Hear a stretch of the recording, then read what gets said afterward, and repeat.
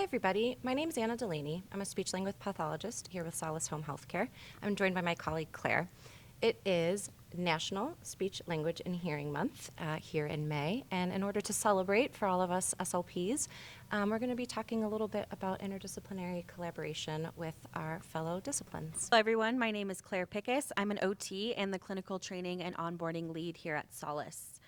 Anna, tell me a little bit about how our two disciplines intertwine in the home health setting.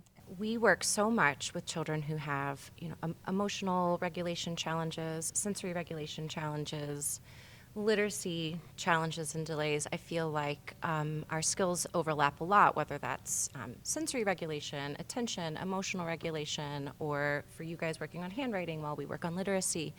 I think we get to work together and learn from one another so much. I know that working in home health in particular, because I get to co-treat so often, it has really sharpened my skills as a speech therapist and the way that I look at my clients and think about how they process the world that they live in. I love that you said that last piece about processing the world around them.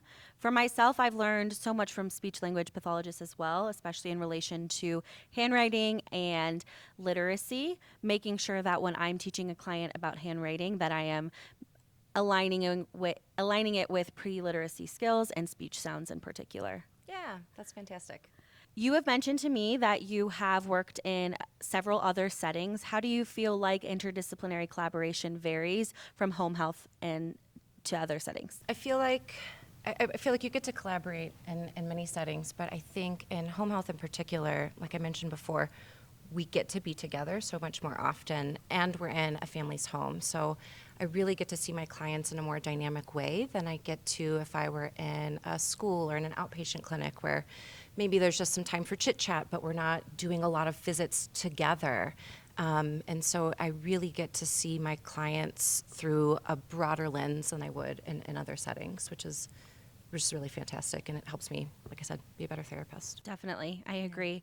You've mentioned that home health is a unique setting and potentially somewhat isolating. What would be your 3 tips for an SLP coming into the home health setting for the first time? Well, I agree. It's like a blessing and a curse, having the autonomy that comes with setting your own schedule in home health care. So I think my first